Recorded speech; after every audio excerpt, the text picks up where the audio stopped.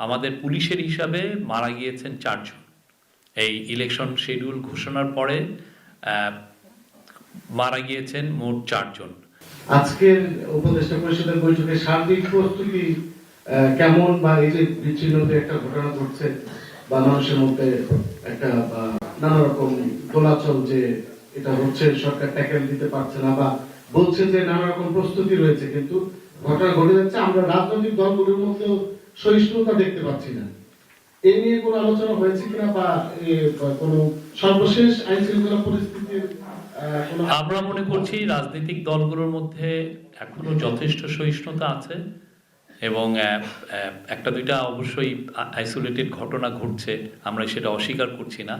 But আপনি দেখেন election campaign শুরু হয়েছে 22শে জানুয়ারি, আজকে 29, 8 দিনের মতো। তো এইখানে তো আপনারা দেখছেন যে যেই ঘটনা ঘটছে, সোফার আমাদের পুলিশের হিসাবে মারা গিয়েছেন 4 জন। এই ইলেকশন শিডিউল ঘোষণার পরে মারা গিয়েছেন মোট 4 জন। আপনি যদি এটা কম্পেয়ার করেন আগের ইলেকশনগুলোর সাথে, তাহলে দেখবেন যে আমরা বলবো যে সিচুয়েশন, অবশ্য ইলেকশনের এখনো প্রায় 2 সপ্তাহ বাকি আছে, এখনো বলার মতো কিছু হয়নি। বাট আপনি 2014 সালের 5ই জানুয়ারি যে ইলেকশন হলো, তার আগের আপনি যদি ইলেকশনের সহিংসতা দেখেন, ওই ইলেকশনে 115 জন মারা গিয়েছিল।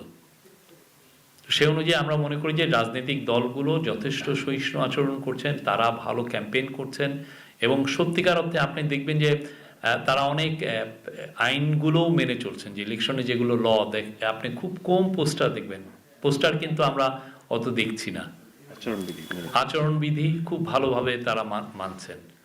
আমরা আশা করছি আগামী দিনগুলো অনেকটা বেটার যাবে, আর গ্র্যাজুয়ালি সিকিউরিটি ফোর্সেস ডিপ্লয়মেন্ট শুরু হবে, তো সেক্ষেত্রে সিচুয়েশন আরও বেটার হবে ইনশাল্লাহ।